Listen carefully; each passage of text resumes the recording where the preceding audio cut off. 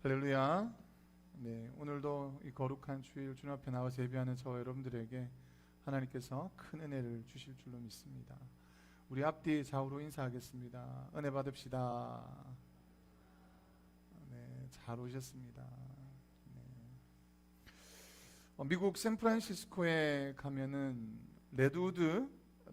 레드우드라는 공원이 있습니다.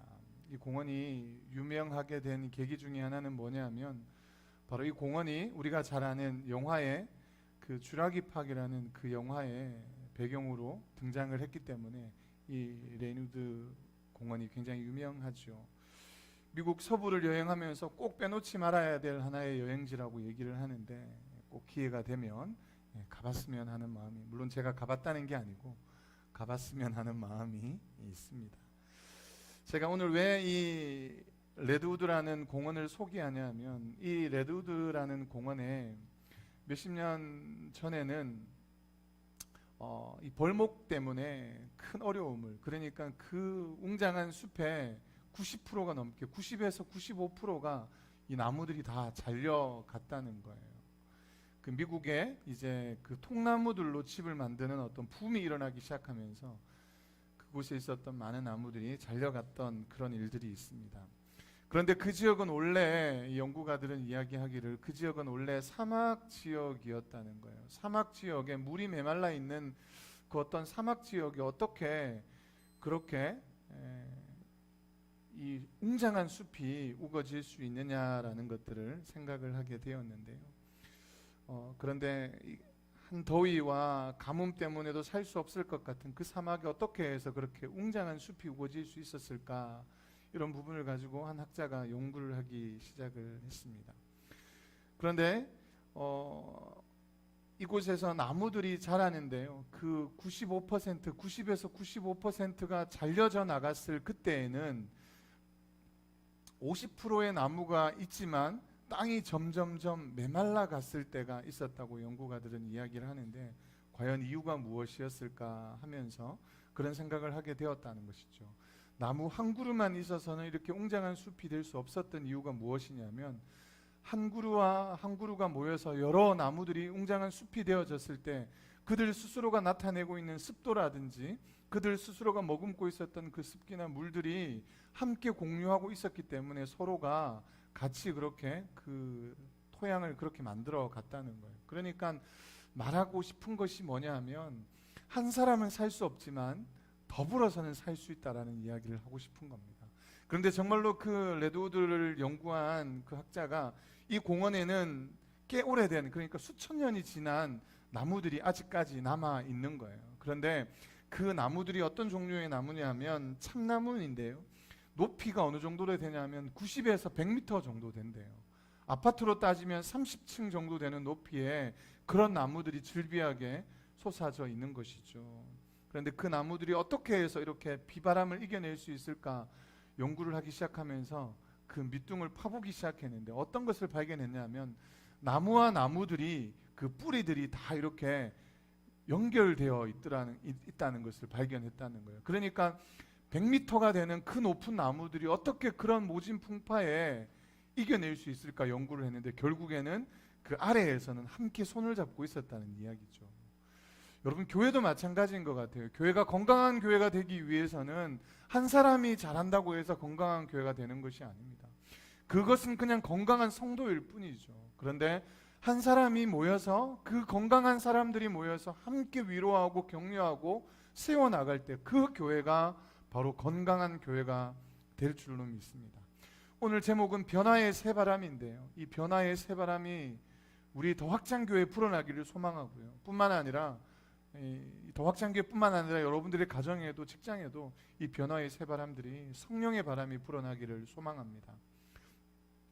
최근에 많은 목사님들이 걱정하고 염려하는 것이 뭐냐면 이 포스트 코로나입니다. 그러니까 코로나 이후에 교회들에 대한 걱정이 많습니다. 지금은 코로나 때문에 사람들의 숫자가 조금 줄어도, 혹은 예배당에 나오지 못해도 그렇게 염려하지 않는데, 이제 이 코로나가 끝나는 시점에 과연 그 흩어져 있던 성도들이, 온라인으로 예배하는 성도들이 교회로 나오겠냐는 것이죠.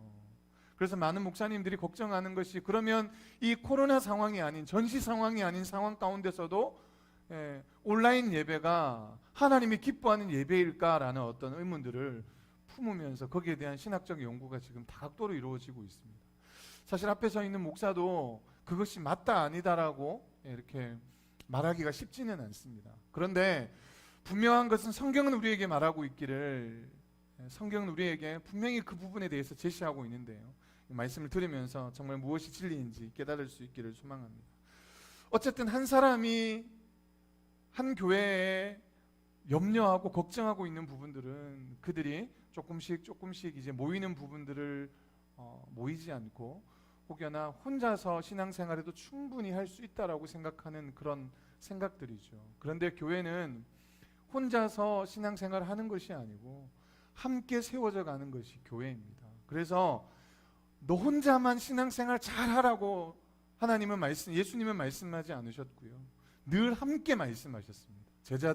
제자들에게도 그렇게 말씀하셨고, 두세 명이 내 이름으로 모이는 곳에 내가 너희들과 함께 하겠다고 말씀하신 것처럼 늘 하나님께서는 그 숫자가 많음을 이야기하는 것은 아니지만 혼자서가 아니라 이 교회는 늘 더불어 함께 세워져 간다는 것을 우리에게 보여주고 있는데요, 세계 열방 가운데 이 복음의 성령의 새바람이 불어서 많은 목사님들이 염려하고 걱정하고 있지만 그 염려가 걱정이 걱정으로서만 끝나는 것이 아니라 이제 정말로 이 성령의 능력을 통해서 한국교회, 세계교회에 새로운 성령의 바람이 불어날 수 있기를 소망합니다. 그 이유가 무엇이냐면, 그 방법이 무엇이냐면 오늘 성경이 우리에게 제시해 주고 있는 것입니다.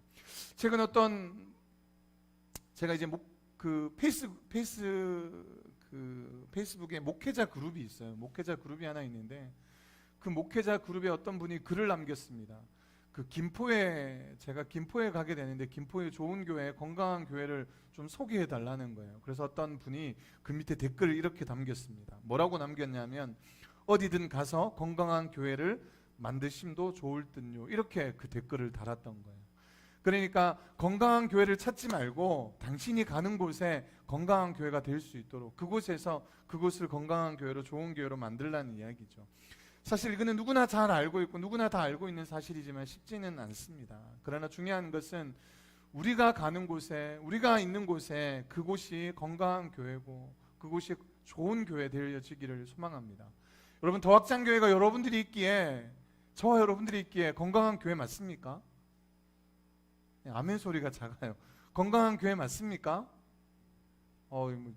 어떻게 이런 대답이 이런데 어떻게 우리가 전도를 하겠어요? 더학장교회로 오십시오, 교회로 오십시오, 어떻게 전도하겠습니까? 건강한 교회 같지도 않고 좋은 교회 같지도 않은데 어떻게 전도하겠습니까? 저와 여러분들이 더 좋은 교회로, 더 건강한 교회로 만들어 가기를 주님으로 축복합니다. 아멘. 이 사도행전에 우리가 보여주는, 지금 계속해서 말씀을 듣는데요, 이 사도행전의 시작은 바로 교회의 시작이라고 볼 수 있습니다. 신약 교회는 바로 이 초대교회의 시작인데요, 교회의 시작이라고 볼 수 있습니다. 물론 이것은 조금 억지일 수 있지만, 그러면 이전에는 교회가 없었냐, 그러면 제자들의 모임은 무엇이냐라고 말할 수 있지만, 그런데 이제 공식적으로 그들이 어떤 공적인 예배의 모임을 가지기 시작하는 순간이 바로 이 사도행전의 시작이라고 보여지는데요, 그 시작이 바로 오늘 오순절 이 성령 강림 사건이 바로 그 시작이라고 볼 수 있는 것입니다. 그들이 다락방에 모여서 함께 하나님의 은혜를 간구하고 그 약속의 말씀을 기다리는 것이 바로 초대교회의 시작이라고 볼 수 있는 것이죠. 건강한 교회의 시작이라고 볼 수 있는 겁니다. 그렇다면 한번 질문해 보겠습니다. 건강한 교회가 건강한 성도가 되어야 하는데, 건강한 교회는 어떤 교회를 건강한 교회라고 말할 수 있을까요? 건강한 성도는 어떤 성도가 건강한 성도라고 말할 수 있을까요? 우리가 연약함이 없는 성도가 건강한 성도일까요? 그렇지는 않습니다. 우리가 곳곳에서 우리의 삶 가운데 연약한 부분들이 드러날 수 있죠. 저 사람 정말 믿음 너무 좋다. 그런데 그 사람 실수하지 않던가요? 그 사람이 넘어지지 않던가요? 아니요, 우리는 넘어질 수 있습니다. 우리는 매일 넘어지고 우리는 매일 실수할 수 있습니다. 그래서 우리가 하나님 앞에 또 엎드릴 수 있고 나가야 되는 이유가 거기에 있는 것 아니겠습니까? 그러니까 그렇다면 그 사람은 건강한 성도가 아닌 건가요? 그러면 건강한 교회는 과연 어떤 교회인가? 저는 오늘 이 우리가 읽었던 이 본문의 말씀을 통하여서 건강한 교회, 건강한 성도는 그러면 어떤 교회인가? 저는 정의를 이렇게 내리고 싶습니다. 성령의 충만한 성도가 모인 교회가 건강한 교회라고 믿습니다. 그렇다면 건강한 성도는요, 성령이 충만한 역사를 덧입는 사람들이겠죠. 다시 말하면 성령을 경험한 사람들이, 성령을 의지하는 사람들이 바로 건강한 성도라는 거예요. 우리가 주인 되는 삶을 살아가는 것이 아니고 성령을 의지하고 성령의 말씀 가운데 그 귀 기울이는 사람이, 그 말씀 가운데 살아가는 사람들이 바로 건강한 성도인 것이죠. 그러면 그 건강한 성도들의 모임을 우리는 건강한 교회라고 할 수 있는 겁니다. 이것을 조금 쉽게 말씀드리면, 성령 받은 사람들이 성령 받은 대로 그렇게 살려고 애를 쓰는 것이 바로 건강한 사람들이고 건강한 교회입니다. 교회가 욕을 먹는 이유가 무엇입니까? 여러분, 교회는 늘 죄인들이 모여있고 늘 부족한 사람들이 모여있는 곳이 교회였습니다. 교회는 막 대단한 사람들이 모여서 대단한 일들을 행하는 곳이 교회가 아니라 늘 부족하고 연약한 사람들이 모여 있었습니다. 지난주에 제가 설교를 통해서 말하지 않았겠습니까? 그 요셉과 마띠아 중에 누가 뽑혔습니까?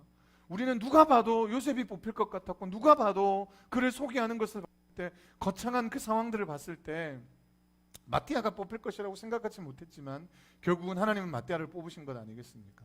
교회는 연약한 사람들이 모여 있는 거예요. 부족한 사람들이 모여 있는 겁니다.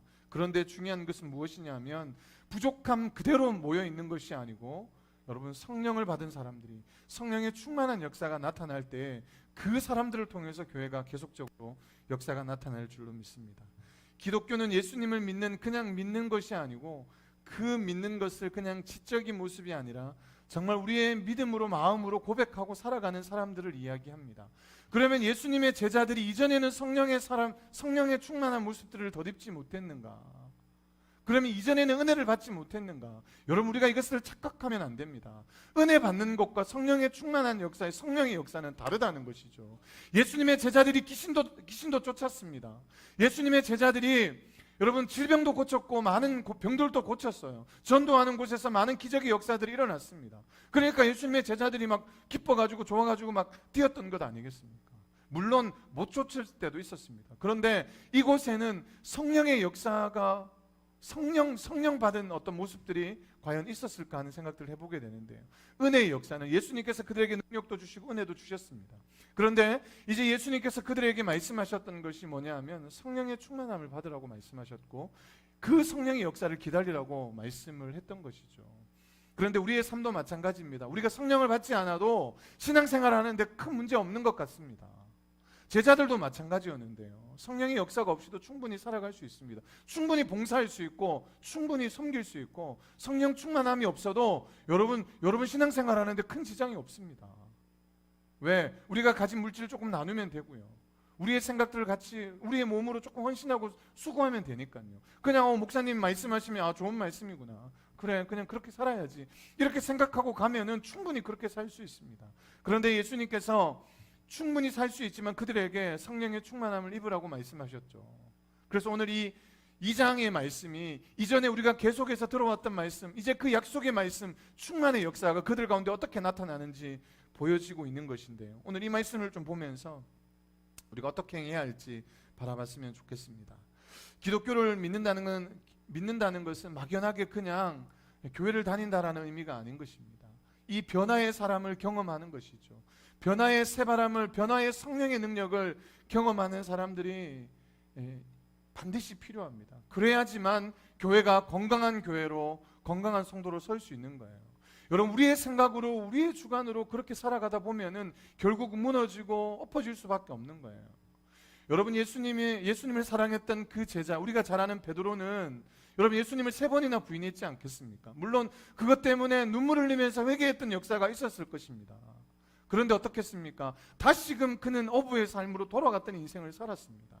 예수님이 다시 40일 동안 그들에게 나타나서 베드로야 베드로야 또 그들을 위로하시고 그들을 격려하고 세워가니까 베드로가 겨우 마음을 차릴 수 있는 정도가 되었던 거예요. 그런데 그것 가지고 그 베드로가 대단한 인생을 살 수 없었던 겁니다. 그들에게 필요했던 것이 무엇이냐면 바로 성령 충만한 삶이었던 것이죠.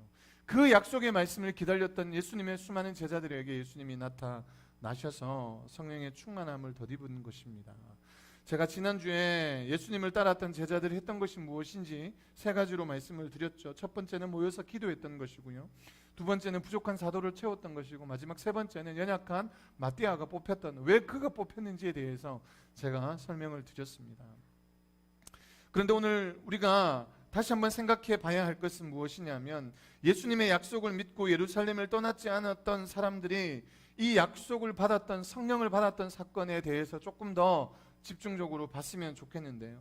그런데 저는 오늘 2장 1절부터 많은 말씀들, 이것에 대해서 설명을 하려면 오늘 설교가 굉장히 길겠지만 많은 말씀들은 여러분 그냥 읽으셔도 충분히 이해할 수 있기에 설명하지 않겠습니다. 1절만 구체적으로 설명하겠습니다. 오순절 날이 이미 이름에 그들이 다 같이 한 곳에 모였더니, 여러분 오순절은 우리가 말하는 7.7절, 뭐 초막절 이렇게 이야기를 하는데요. 어쨌든 예수님이 6월절 하루 전날에 돌아가시죠. 그래서 어쨌든 6월절을 보내고, 이 6월절부터 77, 그러니까 6월절을 보내고 77이 49, 49일째가 지난 50번째 되는 그날에 바로 오순절이라고 77절이라고 하는데, 어쨌든 이 날에 이 예수님의 제자들, 예수님을 따랐던 많은 사람들이 모여서 이곳에서 그 성령의 역사를 기다린 겁니다.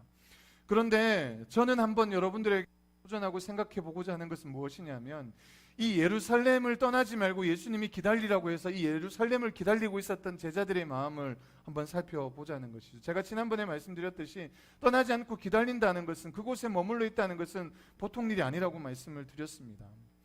여기에 예루살렘에 머물러 있다라고 생각해 보면 이곳은 보통 불편한 곳이 아니죠. 여러분 한 곳에 모여 있다고 생각해 보십시오. 여러분 우리나라도 광복절이 우리가 이렇게 8월 15일 날 기념하는 것처럼 우리나라의 독립을 그렇게 위해서 싸웠던 사람들이 있었지 않겠습니까? 그들이 독립 자금들을 또 모으고 전달하고 하는 모든 과정들을 보시면 알겠지만, 여러분 그들이 한 곳에 머물러 있기가 어려웠습니다. 그래서 어디에서 어떤 독립군들이 일하고 있었고, 여러 군데에서 그렇게 아무도 모르게 그렇게 숨어서 모든 일들을 진행했던 것 아니겠습니까? 예수님의 제자도 마찬가지예요. 지금 첩보 영화 찍는 것처럼 곳곳에서 숨어서 바퀴벌레가 밤이 되면 막 나왔다가 아침이 되면 어떡하죠? 그 하수구로 쑥 들어가는 것처럼, 여러분 이 예수님의 제자들이 이제 그 사람들도 볼 수 없는, 사람들이 찾을 수도 없는 그런 곳에 싹 숨어서 이제 함께 모여야 될 어떤 그런 상황이었을지 모르겠습니다. 아니면 뿔뿔이 다 흩어져야 됐던 그런 상황이었던 것 같아요. 그런데 예수님께서는 그렇게 말씀하지 않으셨습니다. 너희가 예루살렘을 떠나지 말라고 말씀하셔서 그 예루살렘에 머물러 있던 예수님의 제자들이었던 것이죠. 그런데 예루살렘이 그들에게 어떤 의미냐? 여러분 그들이 모여가지고 복음을 증거하고 예수를 증거한다고 생각해 보십시오. 그게 보통 일이 아닙니다. 그 당시에 박해가 얼마나 심했는지, 어려움을 경험하고 어려움을 당할 수밖에 없었던 그런 상황들이 바로 이 예루살렘이었습니다. 그리고 이 사람들의 고향은 예루살렘이 아닙니다. 갈릴리 사람들이 대부분이었어요. 이 갈릴리 사람들이 거기에 거처할 장소도 별로 없었습니다. 그런데 그곳에 머물러 있으라고 예수님을 말씀하신 거죠. 그곳은 어떻게 보면 그들이 죽을 수도 있는 곳이었고, 그들이 잡히면은 고문을 당하고 어려움을 당할 수 있는 곳이 바로 거기였습니다. 그런데 그들은 떠나지 않고 죽음을 무릅쓰고 힘든 것들을 다 이겨내고 그 자리에 말씀에 따라 이겨낸 사람들이 바로 오늘 이 말씀에 2장 1절 말씀에 오순절 날이 이미 이름에 그들이 다 같이 한 곳에 모였더니라는 이 말씀의 중요한 메시지인 것이죠. 어려움이 있고 난간이 있고 때로는 목숨을 걸어야 되는 그런 상황들이 있었지만, 그럼에도 불구하고 그곳을 떠나지 않고 예루살렘에 머물러 있었던 겁니다. 그리고 또 한 가지 불편한 것을 제가 말씀드릴게요. 여러분 한번 생각해 보십시오. 불편한 것이 뭐냐? 지금 성경에서는 120명이 이 다락방에 모여 있다고 이야기하는데요. 한번 생각해 보십시오. 120명이 모여 있다. 여러분 다락방이 얼마나 크기에 120명이 모여 있을 수 있을까?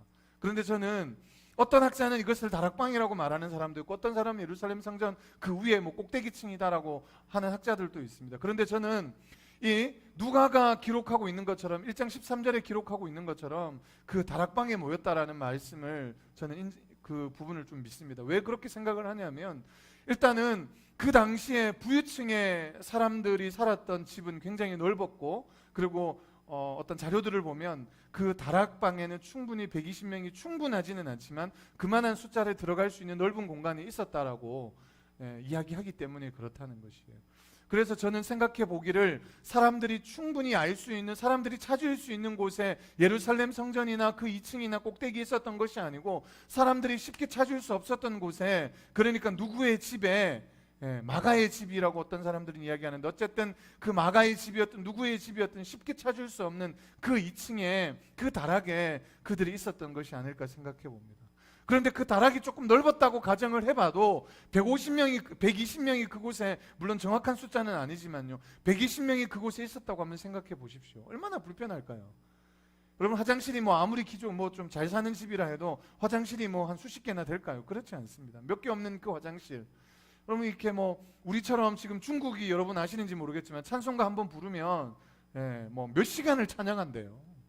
중국 선교사님 들어오시면 이렇게 조금 그 시골로 가면 갈수록 그분들이 한 2시간씩 준비 찬양을 한 2시간 하고 예배를, 말씀을 한 2시간씩 듣고, 그래서 한번 선교사님이 제가 예전에 있던 교회에 방문하셔서 설교를 하시는데 얼마나 길게 하시는지, 그래서 이렇게 얘기하시더라고요. 우리는 이거 완전 짧은 거라고. 그래서 그런 이야기를 하시던데요. 몇 시간씩 찬양하고 몇 시간씩 설교 듣고 몇 시간씩 기도하고. 그런데 그 당시에 예수님의 제자들이 그곳에 마가의 다락방에 혹은 다락방에 모여서 기도할 때 잠깐 한 20분 30분 기도하고 갔을까요? 저는 아니라고 생각합니다. 긴 시간 동안 서로 교제하고 기도해주고 서로 도와주고 힘든 일 나누고 그랬던 곳이 그곳이었지 않겠습니까? 이것은 바로 지금의 우리로 따지면 교회인 것이죠. 교회. 그 교회에 모여서 서로 안부를 묻고 서로 기도해주고 동력해주고 서로 위로해주고 그 말씀을 듣고, 그런 곳이 바로 이 다락방이었던 것이죠.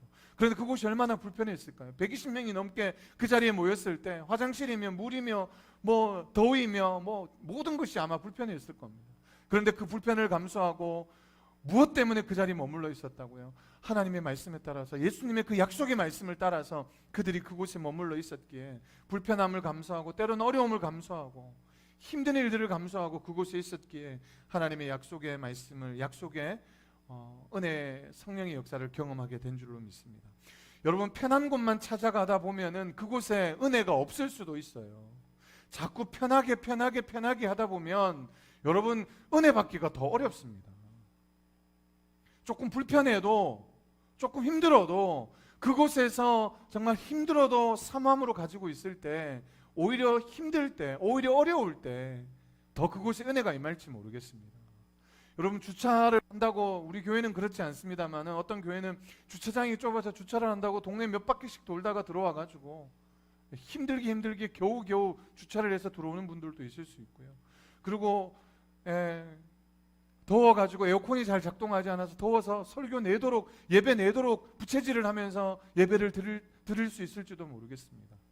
여러 가지 불편한 것 때문에, 여러 가지 어려운 것 때문에 예배 드리는 것이 쉽지 않을 수도 있습니다. 그런데 쉽지 않은 곳에, 어려움 가운데 그것을 참고 이겨내고 견뎌낼 때 그곳에 은혜가 임한다는 사실을 여러분들이 기억했으면 좋겠습니다. 물론 편안하게 한다고 해서 은혜가 임하지 않는 건 아니지만, 여러분, 때로는 우리가 불편함을 이겨내고 그 어려움들을 극복해내고 나갈 때에 그곳에 하나님의 은혜가 임할 줄로 믿습니다. 저 여러분들이 조금 불편하더라도 힘들더라도 그것을 견디고 이겨낼 때 그곳이 바로 은혜의 자리임을, 그곳이 하나님의 성령의 자리임을 기억하고 함께 은혜를 받았으면 좋겠습니다. 어떤 사람은 이곳이 다락이라고 표현하고 어떤 사람은 성전의 2층이라고, 넓은 공간이라고 말하지만 그곳은 결코 편안한 공간이 아니었습니다. 결코 쉬운 공간이 아니었습니다. 여러분, 그곳에서 하나님의 은혜를 간구하고 정말 열심히 기도하였을 때 하나님의 역사가 나타났던 것처럼 저 여러분들이 불편을 감수하고 이겨냈으면 좋겠습니다. 그런데 중요한 것은 그 넓은 공간에 혼자가 아니라 그 넓은 공간에 많은 사람들이 함께 모였다는 것이죠. 저는 이 말씀을 보면서 1장 한 절밖에 되지 않는, 2장 1절 한 절밖에 되지 않는, 이미 이름에 그들이 다 같이 한 곳에 모였더니, 여러분, 따로 모였어도 아무 상관없잖아요. 온라인으로, 지금 그때 당시에 온라인은 안 됐겠지만 각자의 집에서 성령을 기다려도, 예루살렘에 떠나서 각자의 집에서 기다려도 되잖아요. 그런데 왜 굳이 한 자리에서 그들이 그곳에서 만났을까요? 여러분, 신앙생활 혼자서 하려고 하는 분들이 있습니다. 말씀 듣고 기도하는데 아무 문제 없는데 뭐가 문제냐, 그렇게 말하는 분들이 있죠. 그런데 여러분, 기억하십시오. 우리는, 여러분, 나에게도 그렇지만 옆에 사람들에게 거울이에요. 거울. 신앙생활이라는 것은 나 혼자서 할 수 있는 것이 아니라 함께 하나님의 교회를 세워가는 것이 신앙생활입니다. 왜냐하면 이 교회가 그리스도의 몸된 교회거든요. 이 그리스도의 몸된 교회를 나 혼자만 채워갈 수 있느냐? 그렇지 않은 것이죠. 어떤 사람은 팔의 역할만, 어떤 사람은 다리의 역할만, 하나만 가지고 어떻게 살아가요? 머리도 있어야 되고 눈도 있어야 되고 코도 있어야 되고 다 있어야 되는 게 교회 아니겠습니까? 나 혼자만 교회를 이루어가는 것이 아니고 더불어 함께 세워가는 것이 교회라는 사실을 여기에서 증명해 주는 것 아니겠습니까? 여러분 다 함께 모여 있을 때 그곳에 성령의 충만한 역사가 나타나는 거예요. 여러분 우리가 이미 신앙생활 해봐서 알겠지만 집에서 예배 드리는 거랑 혼자서 예배 드리는 거랑 함께 나와서 예배 드리는 거랑 어떠시던가요? 물론 다 모르겠습니다. 저는 함께 예배 드릴 때 은혜가 임하는 줄로 믿습니다. 그리고 함께 기도할 때 기도의 역사가 나타날 줄로 믿습니다. 오늘 이 마가의 다락방에 그 120명의 성도들이 120명의 제자들이 모여서 간절하게 기도했을 때 그곳에서 여호와 이름을 부르고 하나님의 이름을 부르고 예수 그리스도를 찾을 때 그곳에서 하나님의 능력이 나타난 줄로 믿습니다. 어떻게 할 때요? 함께 모여 있을 때. 두세 사람이 내 이름으로 모이는 곳에 내가 그들 중에 나도 그들 중에 있느니라 라고 말씀하셨고요. 모이기를 피하는 어떤 사람들에게 습관과 같이 하지 말고 오직 권하여 그날이 가까움을 볼수록 더욱 그리하자고 말씀하고 있습니다. 우리가 모여야 돼요. 함께 모여서 기도하고 함께 모여서 찬양하고 함께 모여서 하나님의 말씀을 듣고 그러할 때 그곳에 더 큰 하나님의 역사가 일어날 줄로 믿습니다. 혼자서도 신앙생활을 할 수 있죠. 그런데 교회는요, 함께 모여서 함께 은혜 받고 함께 찬양하고 고백하고 그리고 이제 흩어지는 거예요. 그리고 삶 가운데서 믿음으로 살아가는 것이 바로 성도의 삶이고 인생인 줄로 믿습니다. 오늘 제자들에게 예수 그리스도께서 첫 번째 그들에게 초대교회가 만들어지는 이 공동체에서 우리에게 보여주는 것이 바로 그것입니다. 함께 모여서 기도하고 함께 모여서 위로하고 함께 모여서 은혜 받고 함께 모여서 성령 충만함을 받고 그리고 세상 가운데 흩어지는 거죠. 여러분 이렇게 말하니까 교회로 모이는 것이 그들 가운데 엄청 쉬웠다 그러는 거 아닙니다. 예루살렘에 조금 전에도 말씀드렸듯이 예루살렘에 머물러 있는 것이 그들에게는 정말로 힘든 일이었습니다. 어려운 일이었습니다. 여러분 지금 우리가 예배드리고 교회로 나오는 것이 어떻게 보면 그렇게 어려운 일이 아닐지 모르겠지만 그 당시에 모이는 것은 그렇게 힘든 일이었을지 모르겠습니다. 주변의 시선과 여러분 주변의 모든 상황들이 그들을 쉽게 내버려 두지 않았던 것이죠. 지금도 모슬렘 한 사람이 돌아오는 것이 얼마나 큰 역사인지 모르지 않습니까? 그때 사람들이 모여서 기도하는 것, 그때 사람들이 모여 있는 것 보통 일이 아닐지 모르겠습니다. 그런데 저와 여러분들에게도 오늘 주님께서 우리에게 이렇게 말씀하고 있는 것이죠. 힘들고 어렵지만 모이기를 힘쓰라고 말씀하고 있습니다. 함께 모여서 함께 기도하고 함께 모여서 하나님의 말씀을 들을 때 그곳에 성령의 역사가 나타날 줄로 믿습니다. 모이는 것은 누구에게나 불편한 일이죠. 제가 그 다락방의 넓이를 말씀드리면서 이야기했지만 다락방에 120명이 모여 보십시오. 여러분 여기도 120명이 한번 모여 보십시오. 막 이제 좀 덥고 불편하고 화장실도 불편하고 여러 가지로 불편하겠죠. 그런데 불편을 감수하고 그렇게 행할 때 하나님의 역사가 일어날 줄로 믿습니다. 두 번째는 우리가 함께 이 말씀을 통해서 두 번째 제가 이 성도들의 이 사람들의 마음이 어떠한가라는 것을 생각해 보면서 바로 두 번째 이들이 가지고 있었던 마음은 기다리는 것과 바로 목마름이었습니다. 목마름. 이 목마름은 무엇이냐면 여러분 정말 힘겹게 그 약속의 말씀을 기다리는 거예요. 정말 예수님께서 말씀하시는 그 말씀의 역사를 기다리는 거예요. 그런데 그 기다림 속에 이들 가운데 간절함이 목마름이 있었기 때문에 주님의 역사가 일어난 줄로 믿습니다. 여러분 목마른 자에게 물은 얼마나 중요하고 소중하겠습니까? 우리나라의 속담이 이런 속담이 있습니다. 시장이 뭐죠? 시장이 반찬이다. 이런 말이 있습니다. 배가 고프면 어떤 것도 맛있죠. 배가 고프면 우리 예찬이가 군에 가서 배가 고파 봤는지 모르겠는데 배가 고프면 그냥 밥만 흰 쌀밥만 먹어도 맛있습니다. 아무 반찬 없이 그냥 밥만 먹어도 맛있죠.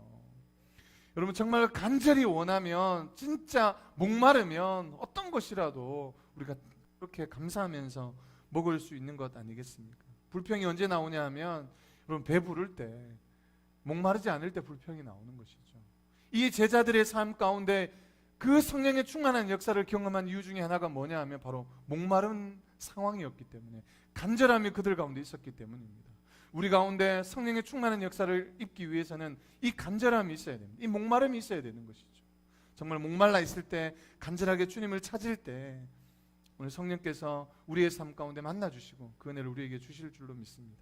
기도하실 때 대충 그냥 뭐 지나가듯이 그냥 그렇게 하는 것이 아니라 정말로 간절하게 그렇게 주님을 찾고 기도할 때에 하나님께서 우리의 삶 가운데 응답하시고 충만한 역사를 부어주실 줄로 믿습니다.